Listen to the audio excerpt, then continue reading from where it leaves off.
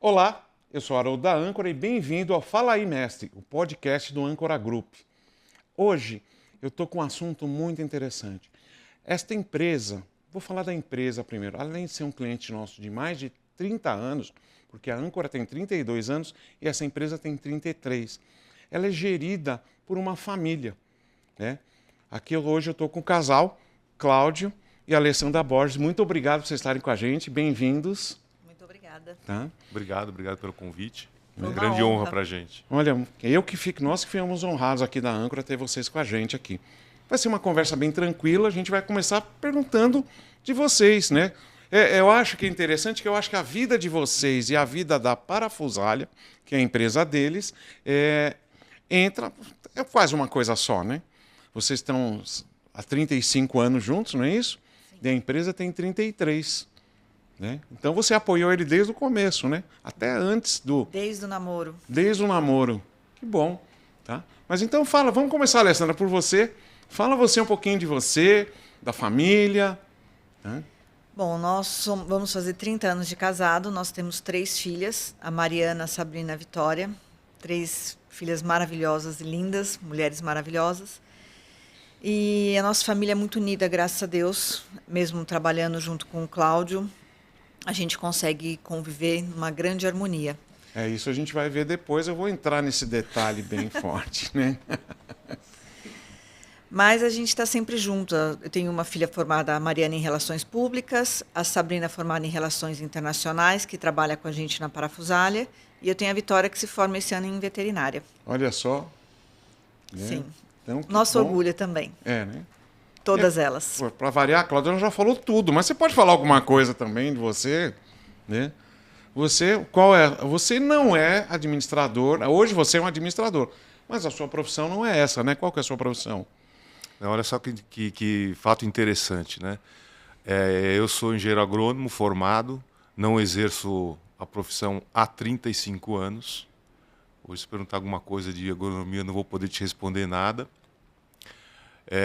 O mais engraçado é que na vida, eu lembrando da época do meu pai ele trabalhava num sítio em Itatiba com meu avô era mestre cervejeiro da Antártica, e ele sempre quis fazer alguma coisa, estudar alguma coisa, e o filho mais velho, o irmão do meu pai, foi o escolhido para fazer a Química na USP por 4 anos e fazer o curso de mestre cervejeiro na Alemanha, pago pela Antártica. Com isso, meu pai teve que ficar no sítio trabalhando, e não pôde fazer o que ele queria. E o que ele queria? Ele queria fazer uma faculdade de agronomia. E o meu avô falou, não, você vai ter que ficar trabalhando. Depois passou um tempo e o meu pai pediu para fazer, bom, então eu vou fazer uma de veterinária, porque um grande amigo dele ia fazer a faculdade de veterinária, ele falou, eu vou fazer veterinária. Ainda não vai dar, meu avô falou. E no final ele acabou fazendo um curso administrativo de contabilidade. A coincidência é que nós somos em 3, ele teve 3 filhos, meu irmão fez administração, a minha irmã fez veterinária e eu fiz agronomia, mas foi pura coincidência do destino. E o destino prega peças na gente interessantes. O meu irmão fez administração, eu fiz agronomia. Eu estou administrando uma empresa, ele está plantando. Olha só. Né? Essa é a ironia do destino. Mas, se a gente pudesse voltar atrás, acho que eu teria feito um curso de administração e ele teria feito agronomia. Mas... eu acho que é dessa maneira, a vida vai levando a gente para as coisas, né? Exatamente. E, olha, eu conheço vocês há muito tempo. A história do Haroldo, junto com a Parafusalha, é grande, né? Porque depois grande a gente já vai até falar sobre isso. Mas eu lembro que eu conheci seu pai, né? Seu pai, às vezes, ia buscar as coisas lá. Né? Exatamente. O meu pai foi o mentor, né? Foi, porque ele mexia com correias, não foi isso? Ele tinha ele começou com correia na época do meu avô materno, não o pai dele. O meu avô materno era um distribuidor grande de correia, os Goodyear. E meu pai começou a ajudar ele, e toda a vida profissional ele começou com o meu avô materno. E depois ele foi criando, se desenvolvendo, criou a empresa dele, e ele foi mais para o ramo de autopeças, né? Nesse ramo de autopeças, ele montou a distribuidora, e um dos primeiros funcionários que ele teve, eu vou te falar o nome, se você vai reconhecer ele rapidamente esse nome, ele foi o primeiro office boy do meu pai e o primeiro vendedor do meu pai. Um tal de Bartolomeu. Só W Diesel. Só W Diesel. É verdade. O meu pai Só W Diesel era uma loja grande de parafusos em São Paulo, que hoje é do grupo da Wurst, né? Exato. Tá. E o meu pai gostava muito do Bartolomeu. Bartolomeu agradeceu muito ao meu pai, porque tudo que ele aprendeu como empresa, como vendas, ele aprendeu com meu pai. Então ele sempre teve uma gratidão muito grande pelo meu pai. E a história começou, vamos dizer, se a gente falar da história, não sei se já posso falar já, a história da parafusária. Como esse que era aqui, assim, está escrito aqui. Como foi o início da loja? O que os levou a abrir a parafusária? Então, já emendando isso aí, tudo começou em 90. 90 foi meu primeiro emprego como agrônomo, né? Então eu trabalhava pela BASF. A BASF tem um setor agroquímico considerável. Sim. Eles são fortíssimos na fabricação de herbicida. E eu fui trabalhar com soja no Mato Grosso do Sul. Esse foi meu primeiro emprego como agrônomo.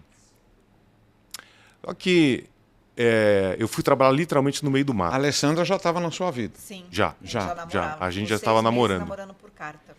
Por carta ainda, né? Olha só como era antigamente, não tinha nada de... Hoje os jovens não sabem o que é isso, mas a gente escrevia carta um para o outro. Olha só. E recebia, e era muito gostoso receber e escrever carta. Os dois gostavam muito disso. Eu ainda tenho as cartas guardadas, Olha dele só. contando o dia a dia Eu tenho dele. alguns bilhete eu tinha.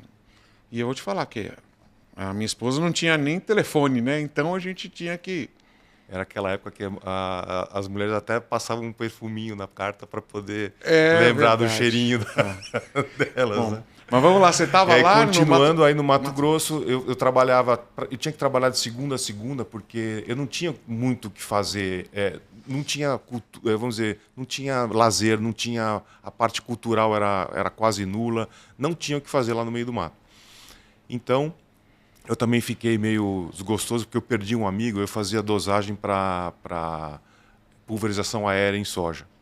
E um dos pilotos que fazia essa pulverização, que era amigo meu, ele veio a falecer numa das aplicações lá, e eu fiquei bastante chateado com isso.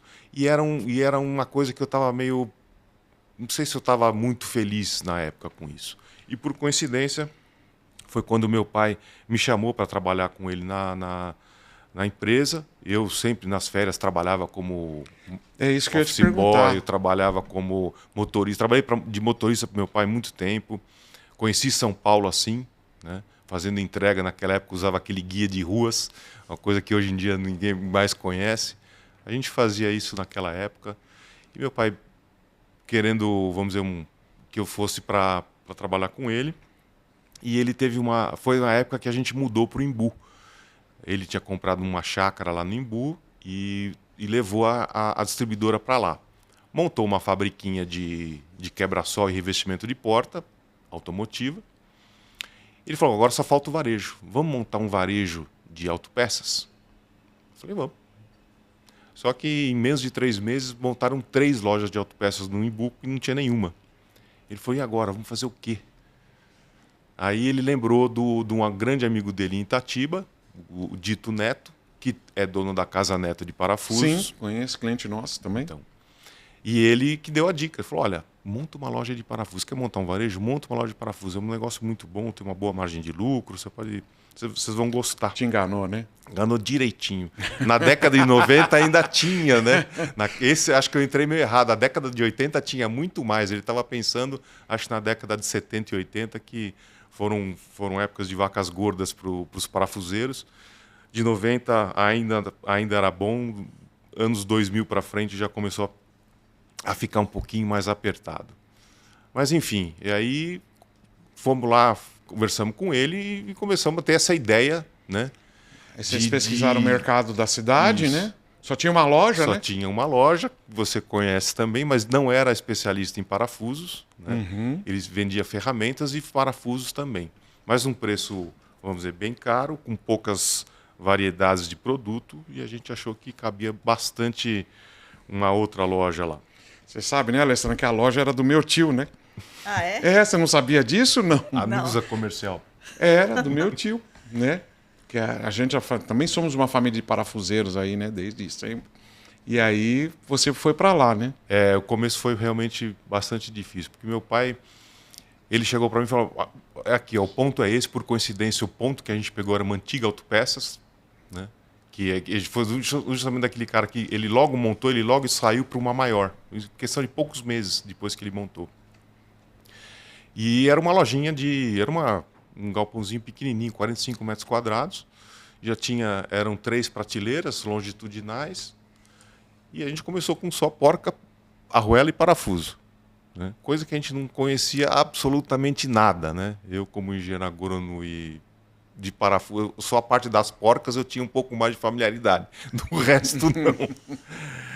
E aí que a gente, na verdade, o Bartolomeu apresentou a MHF para a gente, né? Na época que eu conheci os meus grandes amigos, você e o Manezinho, o finado Manezinho, grande pessoa.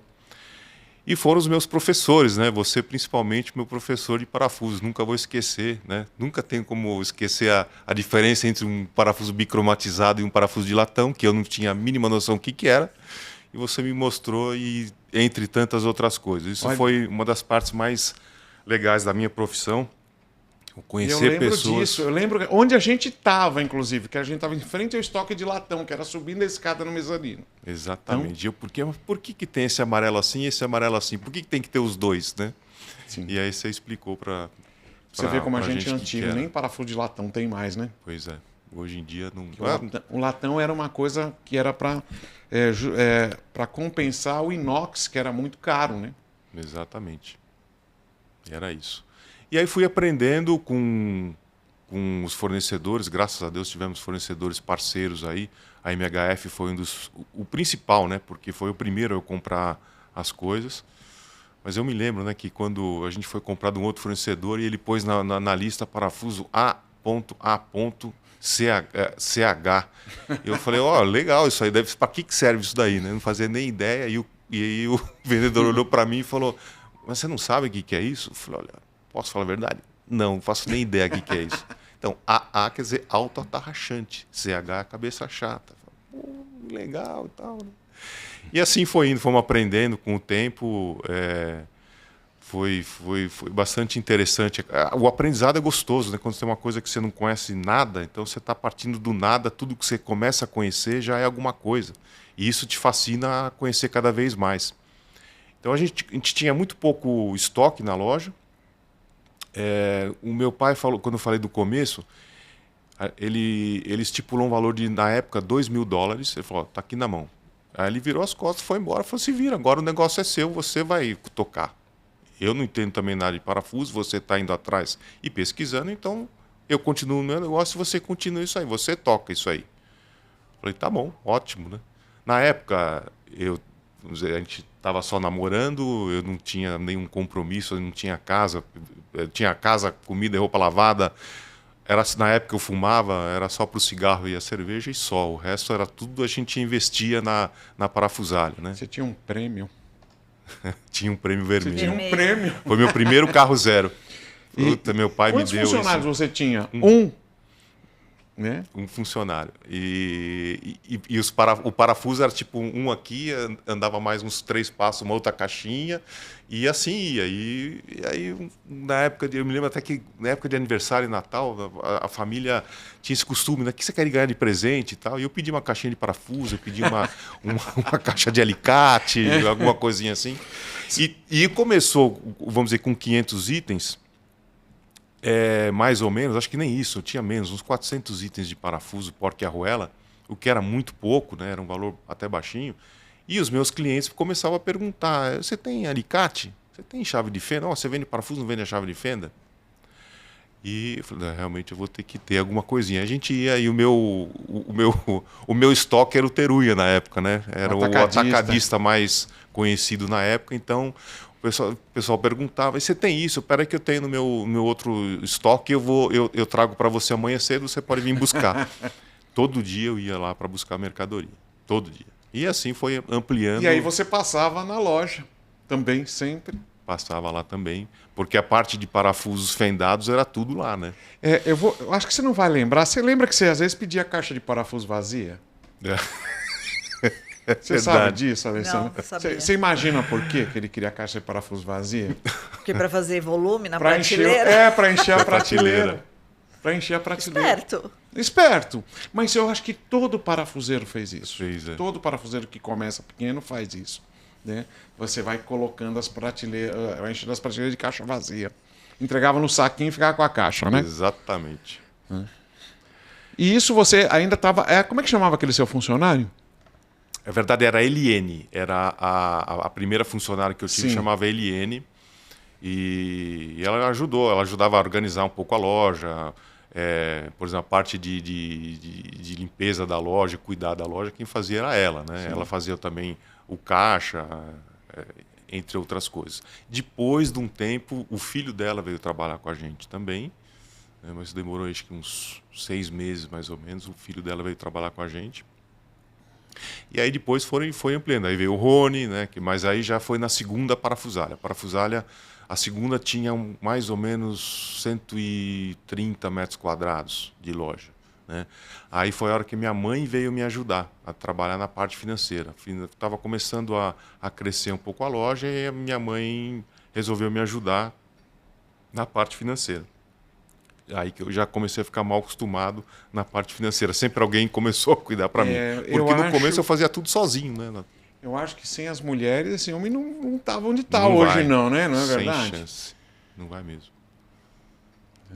E aí você estava com uma loja maior, já tinha funcionários? Já tinha funcionário. Ali eu estava com mais ou menos uns 4 a 5 funcionários. E rapidamente a loja ficou pequena também. Até por conta desse negócio de estar sempre aumentando o estoque, né? Um dos motivos que a gente começou a aumentar, o porquê que a gente escolhe, o porquê que produto que eu vou pôr na loja. Quem escolhe isso é o cliente. O cliente que põe, olha, por que você não trabalha com isso? Por que você não põe isso? Eu uso muito isso. E essas dicas que os clientes vão dando para a gente vai se adequando ao que a loja precisa. E assim foi, né? Tem umas histórias interessantes, né? Uma vez, já na terceira loja, a loja maior, ela já tinha 300 metros quadrados, mais ou menos, que é a loja que está até hoje, só que nós fomos ampliando e hoje está com 1.250 metros quadrados. Né? Você pegou o prédio inteiro, né? O prédio inteiro. E já está ficando apertada, né? Agora estamos... Mais uma vez, um cliente, um fornecedor falou para mim, olha, tudo que você expuser na sua loja, você vai vender. Eu falei, como assim? Tudo? Tudo.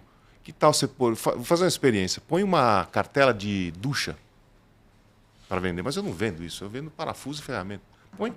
Se você não vender em 7 dias, eu recolho ela de volta. Em 7 dias, vendeu a cartela inteira. Porque ela estava exposta. E aí eu fui fazer uma brincadeira. Falei, vamos fazer o seguinte. Eu coloquei uma cartela de amendoim. Vendeu mais rápido que a ducha. Porque quando tinha cliente esperando para ser atendido, eu ia lá, pegava amendoim, amendoim e comia. É incrível, são as coisas que a gente aprende, né, com o tempo. Então, tudo que você expuser na loja, independente se é do seu ramo ou não, você vai vender, porque é a famosa venda por impulso e o cliente vai comprar. Então, a dica é ouvir o cliente, é isso? Sempre, sempre. Ele é a razão da gente existir. Se não tiver o cliente, se você não focar no cliente, não tiver ele como a tua base, você não vai durar muito tempo. Olha só. Eu lembro... Você chegou a ter faca de churrasco? Sim. Bola. Essa dica foi minha, hein? Faca de churrasco, a dica foi minha. Isso eu já nem lembrava. Não, você lembra? Não, porque eu vou lembrar, você contou a história do chuveiro. E eu coloquei chuveiro também. E vendia. Então, quer dizer, tinha que estar com a porta aberta. Então, eu acho que a gente está... A gente vai listar isso daqui a pouco, mas eu acho que você já falou. Ouvir o cliente, né? Sabe? Tá com a porta aberta, né? E às vezes até ouvir os fornecedores também, né? Sim, com certeza. Se a gente não tiver... A gente, nesses anos, teve experiências assim com fornecedores das mais variadas possíveis, né? Desde parceiraços, aqueles que ajudaram muito a gente, e aqueles que atrapalharam muito a nossa vida. tivemos experiências ruins também com alguns fornecedores, né?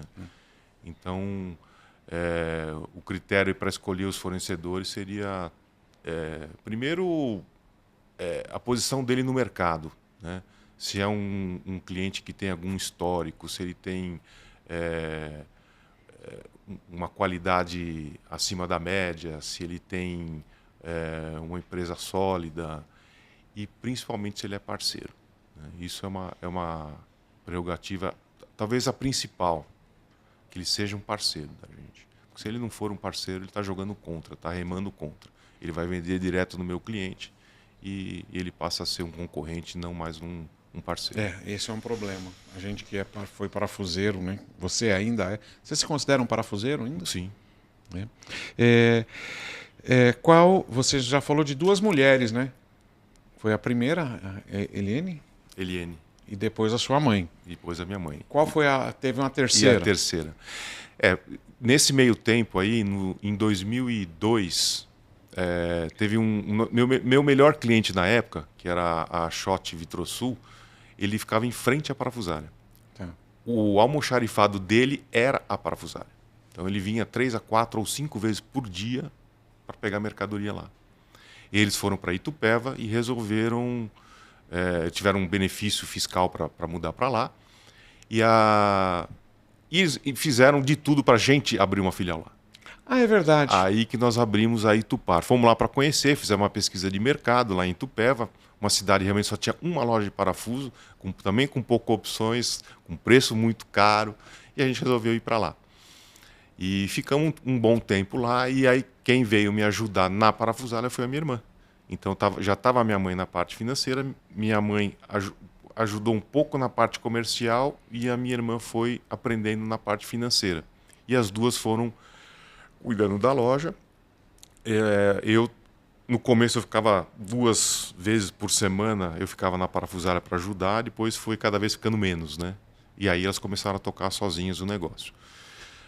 Mas em Itupeva tem uma coisa muito interessante. Apesar de ser um polo industrial gigantesco, tinha muita concorrência. Quando a gente percebeu, próximo, né?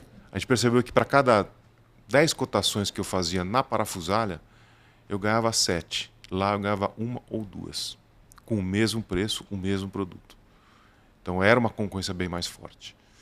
E depois de um tempo a gente percebeu, minha mãe precisou da gente lá, ela chamou a gente de volta, para nós estava apertado lá também, a gente tinha um sócio lá, a gente resolveu vender a nossa parte para o sócio e voltar para a loja. Mas foram vários anos, não foi? Foram vários anos. Foi de 2002 até 2008.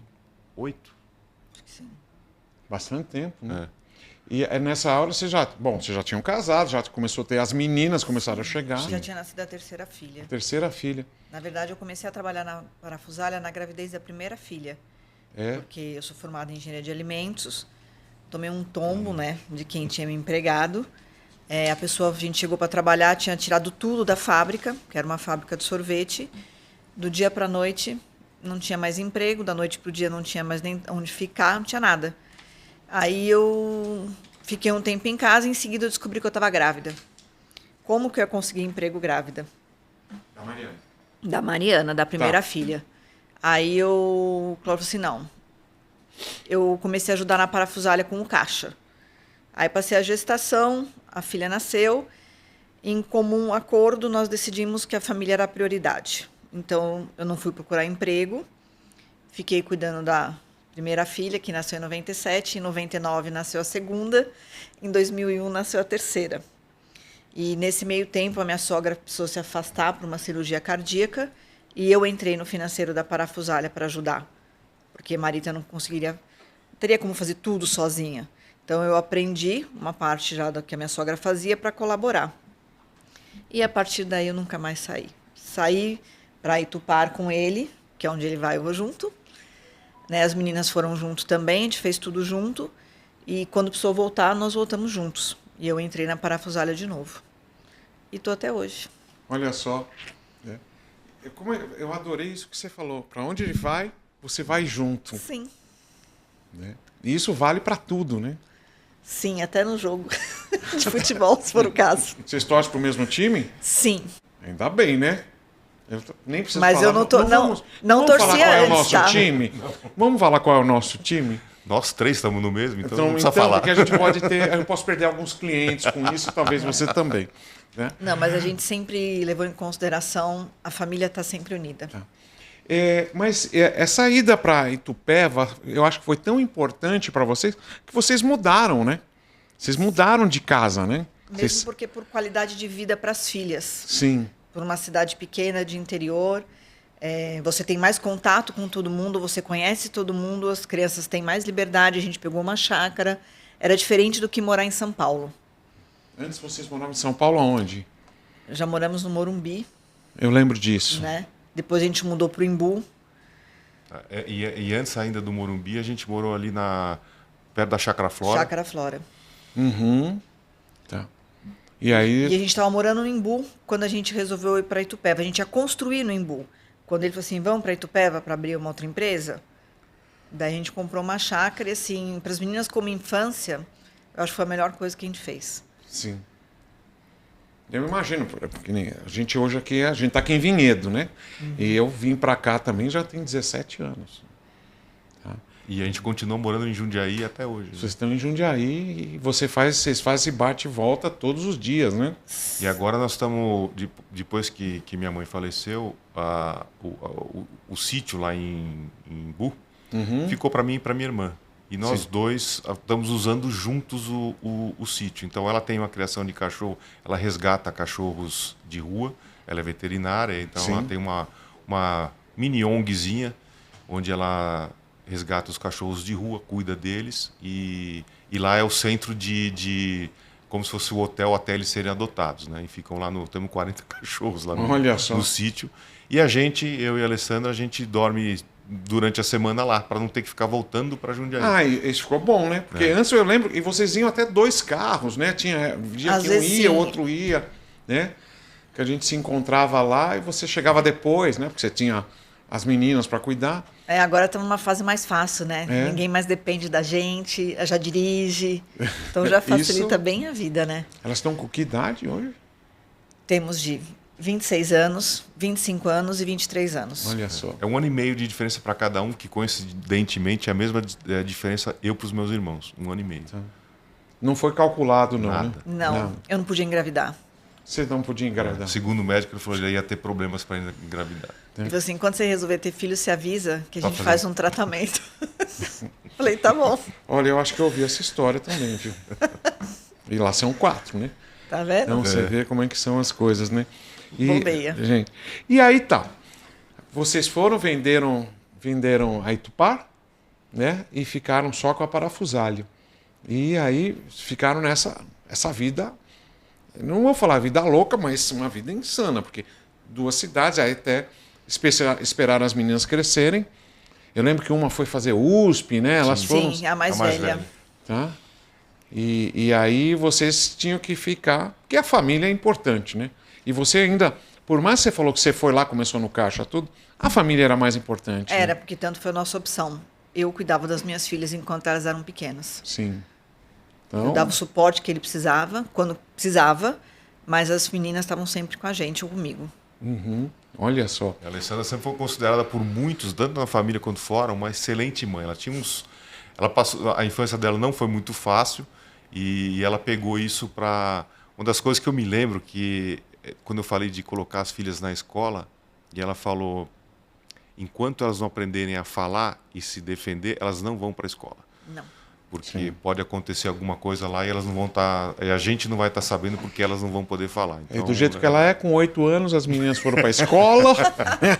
Não, nem tanto. Não. Mas todas elas sabiam, mesma escola, todas, a mais velha já podia ajudar a mais nova se precisasse, todas falavam, todos podiam me contar o que tinha acontecido. E eu levava de manhã, eu ia trabalhar, voltava, elas estavam almoçando em casa, depois levava para a escola, depois eu ia buscar na escola, à noite que eu olhava dever, fazia tudo, eu me dividia. Sim. Entre elas e o trabalho. Hoje em dia está um pouquinho mais fácil. É, né? Mora na lua de mel, né? Mora na chácara, né? Então... Quer melhor? Não tem melhor. Com aquele monte de cachorro latindo, só isso. Na noite eles estão presos, tudo bem. Né?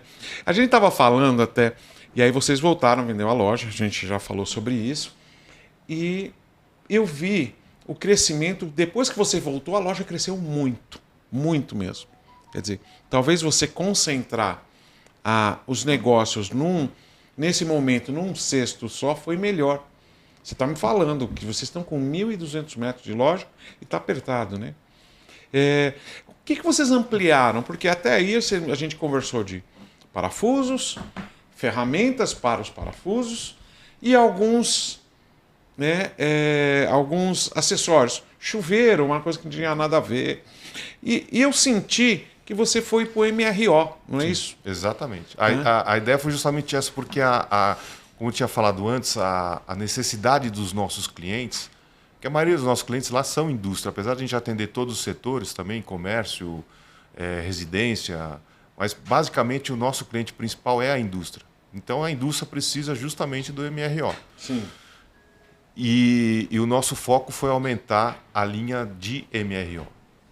Então nós temos desde compressor, temos correias, mangueiras, temos prego, cola, EPIs, linha de solda completa. Sim. E a linha de solda é entre os abrasivos também, né? Também. Abrasivos é significativo. Hoje o parafuso ainda é o principal. Em segundo lugar, eu diria que são as ferramentas, mas elas se dividem, né, em elétrica, pneumática, hoje bateria que está crescendo bastante, e as manuais. E as ferragens também. Ferragens também são produtos que têm um bom valor agregado. Às vezes a gente pensa que não, mas tem ferragens que são com um valor bem interessante. Mas tem tantos produtos lá que a gente... Mas eu acho que o que mais cresceu foi o EPI. Até porque hoje o EPI vão ter mais relevância do que era no passado. Antigamente não davam muita importância para o EPI, que era um absurdo, né? Hoje ainda está muito aquém do que deveria estar, mas está muito melhor do que há 30 anos atrás. A gente teve conversas até aqui no Fala aí, Mestre, com o pessoal de EPIs também. E a questão da vida foi valorizada, mas em cima até da legislação, né? Sim. Que hoje você é obrigado a dar. Eu lembro quando a gente tinha indústria em São Paulo lá, que a gente tinha que ter o EPI no armário e o operário usava se queria. Hoje não, eles são obrigados, né? Então você vende bastante. Mas é interessante uma coisa que eu queria até comentar. Vocês estão em Embu das Artes. Quer dizer, que é muito misto lá, não é verdade? Eu acho que isso fez o crescimento até da variedade. Você tem as indústrias, você tem as fábricas de móveis também, e você está com uma área meio como rural, mas uma rural de veraneio, né? Você tem muitas chácaras, dali para frente, chácaras, sítios. Eu acho que essa parte... Vocês têm essas ferragens também, não vou falar agrícola, mas para essa parte... Linha Jardim. A linha Jardim também é muito forte, né? Você vende dobradiça lá também? Tramela? Trava? Tranca? Tudo. Olha só. Só precisou... Por que você não tem isso? Pera um pouquinho que eu já vou ter. Aí você vai na sua filial e vai buscar, né? Vai buscar na filial. E assim funciona. A Embu já foi o polo de fabricação de móveis rústicos, tinham mais de 40 fábricas lá, mas hoje não existe mais. Deve ter uma meia dúzia no máximo. E hoje virou o centro de outlets, principalmente outlets de roupas. Entendi. Tem muitos lá agora. Mas a vantagem é que ficou como... Depois do Rodoanel, o Embu se transformou. Até a parte da arte diminuiu um pouquinho e hoje é mais um centro logístico. Tem muita coisa de logística lá por conta do Rodoanel. Então, mas as indústrias continuam lá, tem bastante indústria e essa parte da logística, a gente também está atendendo muito empresas de logística. Então, quantos itens você tem na loja hoje? Hoje, 50 mil. 50 mil. Tá. Você consegue dividir... Você já dividiu aqui, né? MRO, indústria, ferragens. Então... A metade é fixação, vamos dizer, 25 mil itens para fixação e o resto é dividido com todos os outros. Sim. O parafuso é uma porta de entrada na loja ainda, né? É um bom negócio. Sem dúvida. E a parafusaria ficou conhecida por uma loja que tem tudo, né? O pessoal da manutenção das indústrias, eles fazem a nossa propaganda boca a boca por eles, né? Não, vai lá na parafusaria, que se você não encontrar lá, você não vai achar em lugar nenhum. Porque tem item que realmente só a gente tem. E como ele está lá, ele aproveita para comprar as outras coisas, né? Então a gente tem hoje também a parte de material hidráulico. Durante um tempo, eu também ainda não tinha comentado, que a gente trabalhou com licitação pública. Sim. Foi outro aprendizado. E a gente montou uma outra empresa, uma microempresa, porque a microempresa é beneficiada na licitação. E a gente trabalhou durante um tempo, a gente teve que parar por conta da pandemia, porque na pandemia você tinha que manter o preço contratado por 12 meses e teve produtos que até dobraram de preço, não tinha mais como continuar. Então a gente teve que encerrar as atividades naquela época.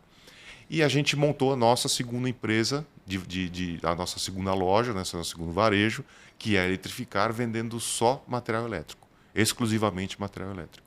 Então ela fica do lado da parafusália, né, e focada só em material elétrico. Você sabe que mensurar o atendimento? Eu sei que você tem um atendimento de telefone, lógico, mas a loja está sempre cheia. Sempre cheia. Olha, a gente merece uma visita para quem quer montar um negócio, não vai montar em Imbu, não vai dar certo, que vocês não vão perder, mas podem ir para outros lugares.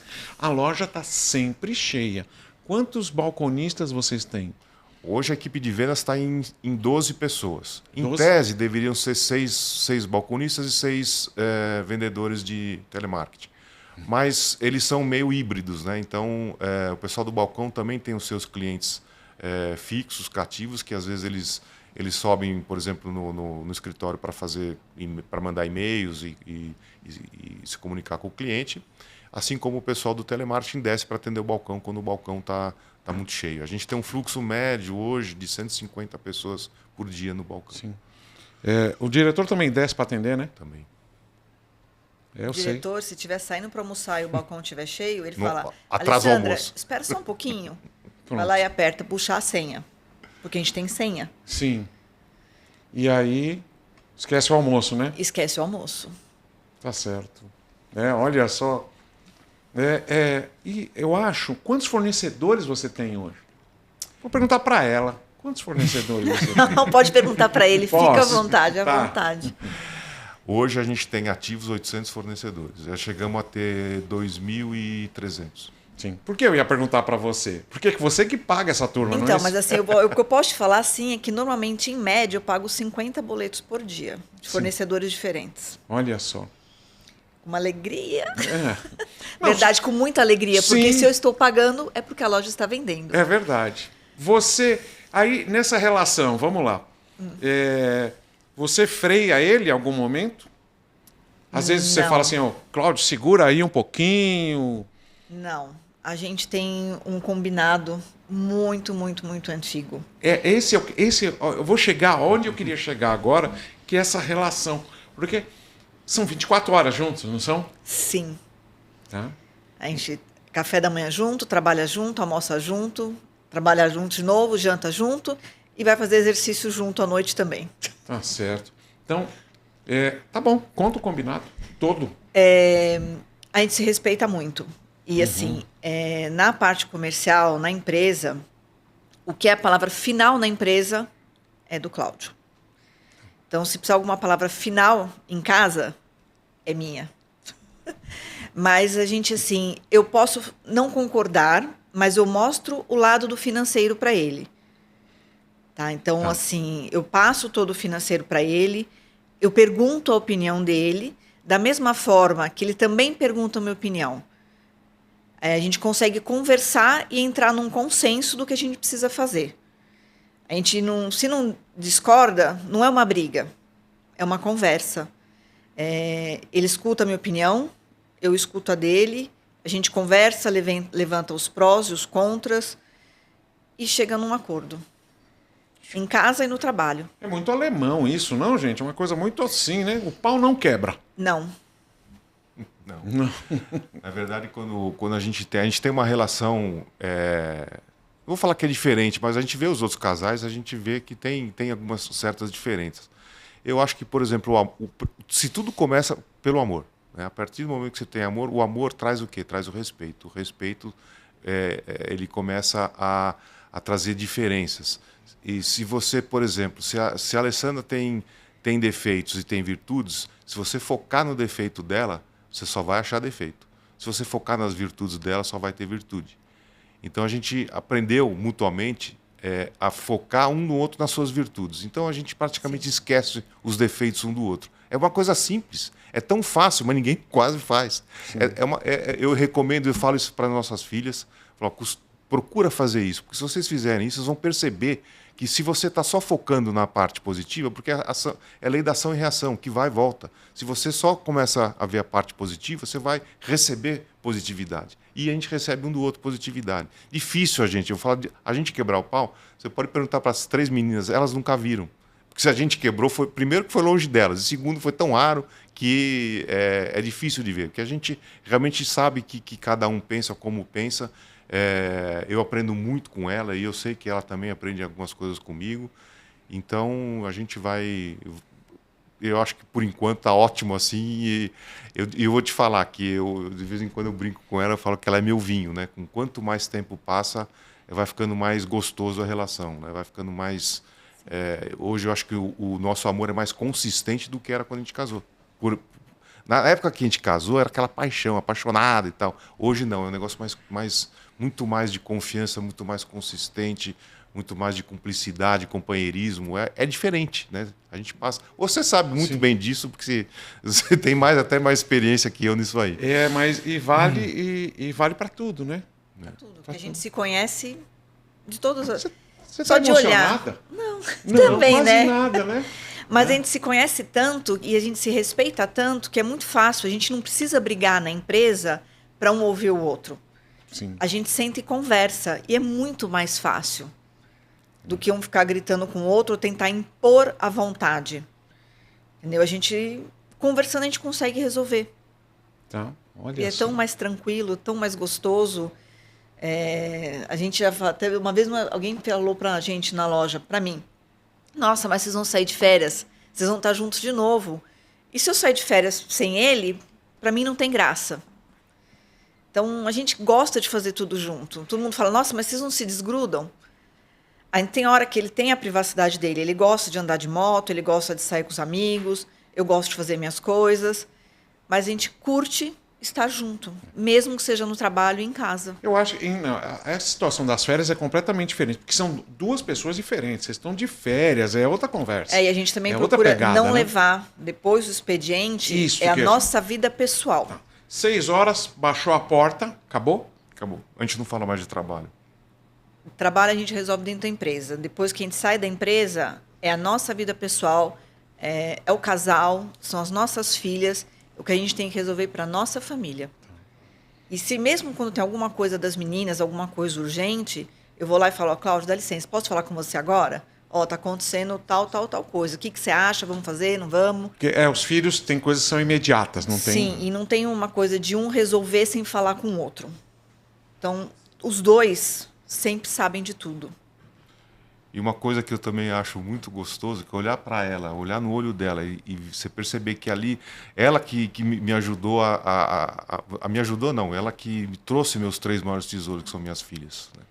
Então, só o que eu devo para ela por isso, já é uma coisa assim que ela vai ajudar sempre no momento, às vezes você está num momento mais difícil, num momento mais inconstante, ou uma raiva por alguma coisa e tal. Se você parar para pensar nesse tipo de coisas, tantas coisas pequenas que podem estragar uma coisa tão grande como essa, por que deixar estragar, né? Para quê? Não leva a lugar nenhum. Eu acho que essa é uma das coisas que faz com que a gente tenha essa relação até um pouco mais forte. Devolve agora? Ele é minha vida, não consigo viver sem ele, então não tem como. É um cara duro de negociar. Graças A gente sabe. não. Não. Né?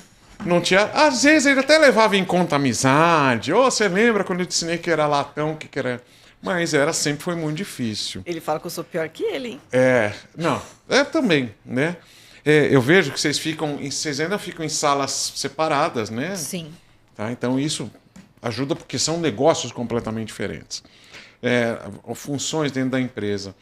Aí a minha pergunta vou voltar, baixou a porta às 6 da tarde, você entra no carro, vocês vão no mercado, ele também fica negociando no mercado, não?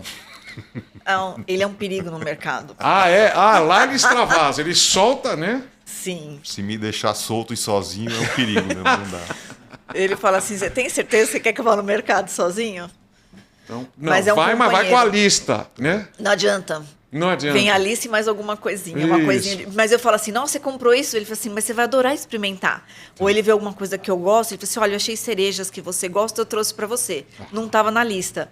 Mas se ele vê alguma coisa que a filha gosta, que eu gosto, que a família vai gostar, ele traz. Que a gente, final de semana, quando a gente pode estar os 5 juntos, a gente gosta de um café da manhã, os 5 juntos, um almoço, ou uma janta, se não tiver todo mundo no almoço, mas a gente gosta de estar junto, poder conversar. É muita coisa diferente, muita novidade, cada uma num cantinho. Cada uma fazendo com a sua suas história, coisas. né? Olha que legal. Você falou, a gente falou do mercado. Bom, você vai. Quando você vai no mercado, você vai na área de ferragem também? Você vai. Lógico, Ah, certeza. sempre. A curiosidade Não é é muito verdade? grande. Mas ele está vendendo nesse preço, como pode? Ele vende esse Sim. produto, essa qualidade, nossa senhora. E vende, né? E vende, né? Qualquer loja que a gente entra, se tiver alguma Todos, coisa eu que sei o preço tenha de na um monte parafusalha, você pode ter certeza que o Clóvis assim, Alessandra, eu vou dar só uma olhadinha. Nas férias também ele faz isso, às vezes? Faz. Faz, né? Faz. Faz. Não tem jeito. Principalmente se a gente vai para outra cidade, coisas diferentes, novidade, faz. Aliás, falando só para complementar sobre férias, a gente nunca teve férias 100% completas e provavelmente nunca vai ter. Porque eu estou sempre com o computador e o WhatsApp ligados, conectados, e qualquer coisa que tenha de urgente na empresa, eu vou estar sabendo esses são os ossos do ofício, né? Sim. Essa é a parte, é o ônus de você ter um negócio. Isso que vocês têm uma pessoa lá que é 200, 300% de confiança, né? A Sim. Marita continua lá, né? Ela continua cuidando. Por do isso mesmo... que a gente consegue sair os dois. Porque senão hoje, a senão gente não não poderia seria. sair. Tá aqui ia ser difícil, hein? Sim. A gente fala, às vezes a gente sai os 3 para almoçar, mas ele fica assim, nossa, mas se tem alguma coisa na loja? Eu falei, Cláudio, alguém liga pra gente. É a 30 metros o restaurante, né? Não é tão longe assim, né? Sim, mas mesmo assim a gente ainda fala.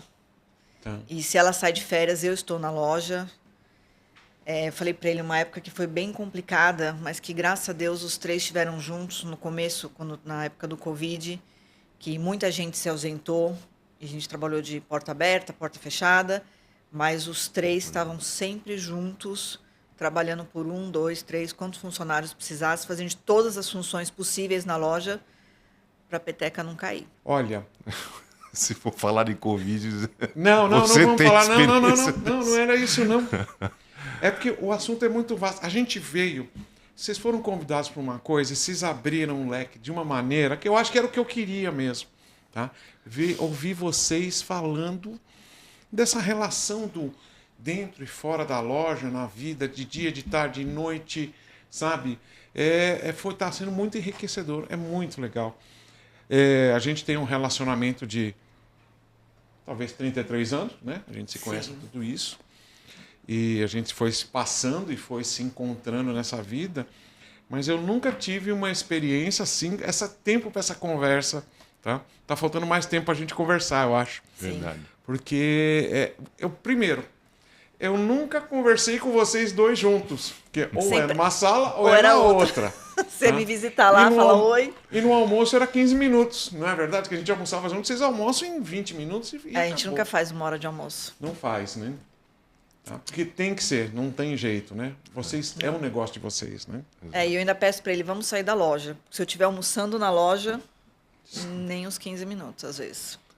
Porque as pessoas interrompem. Não dá nem para mastigar. Eu tenho um combinado que eu não fiz com vocês. Então, vocês estão aqui porque vocês são mestres naquilo que vocês fazem. Tá? E eu vou pedir uma frase para vocês ou alguma coisa. E vai ser mais difícil agora, Ai, Cláudio. meu Deus. Você vai olhar ali e vai falar. Mas eu vou te perguntar ainda primeiro. Você vai falar o que você quiser, tá bom? Fala aí, mestre. Olha, a gente passou por tantos momentos difíceis, né, nesses 33 anos de crise, e não foi nada fácil, né? Mas uma das coisas que a gente aprendeu, que foi fundamental, é que a gente nunca pode focar no problema. A gente sempre focou na solução e no trabalho. O trabalho faz com que você saia de todas as situações difíceis, desde que você acredite nele e acredite em você. Isso é muito importante. Acredite sempre em você. Nunca deixe de empreender. Porque a gente tem que ter o sangue de empreendedor na veia, porque se não tiver, em alguns momentos a gente vai talvez desistir ou pensar em desistir. A gente já pensou? Já, mas a gente pensou bem e acabamos fazendo outras coisas. Então essa é a dica principal que eu falo. E outra coisa também é não reclamar muito das coisas, né? No lugar de reclamar, procura trabalhar, que o resultado vai ser bem mais interessante. Fala aí, mestre. O Cláudio falou muita coisa, né? Falou. Verdadeira. Eu acho uma coisa muito importante. Você sempre, além do trabalho, você respeitar quem está com você, quem está do seu lado. Você está me deixando emocionada, Haroldo, assim, não vai. Respeito, honestidade, caráter e cumplicidade, sabe? Quando eu estou cansada, quando eu estou nervosa, às vezes eu dou uma corridinha na sala dele, porque eu falo assim, Cláudio, eu vim recarregar minha energia para continuar. Então, se você tem alguém do seu lado, se você está afim, você vai adiante. E quando tem algum problema, a gente pode ver como está acontecendo hoje em dia. Foi o que eu falei para as minhas filhas. Com todos os perrengues que a gente tem, nós estamos juntos. Sabe? A nossa família está junto, a nossa empresa dá o nosso sustento. Então, bola para frente. Nós 5 juntos e os outros que estão à nossa volta, a nossa energia e o respeito pelo próximo, pelos nossos funcionários, pelos nossos clientes, pelos nossos fornecedores, vão continuar, entendeu? Sempre. E é o que vai levar a gente adiante. Queridos, eu não tenho como agradecer. Foi uma aula não só de trabalho, mas uma aula de vida também. Muito obrigado mesmo. A gente que agradece. A gente agradece profundamente, porque para mim isso é uma grande honra. A Âncora é um dos fornecedores nossos mais renomados, então para nós é uma honra incomensurável. Gente, foi fantástico hoje. Tá? Eu até me emocionei um pouquinho, porque é muito interessante você ver essa união, essa sinergia do casal, da família inteira, em prol de vários assuntos. O trabalho, a família, e eles servem como exemplo. Sigam a gente nos próximos episódios. Se quiserem, comentem aqui. Esse aqui foi o Fala aí, Mestre, o podcast da Âncora. Até a próxima.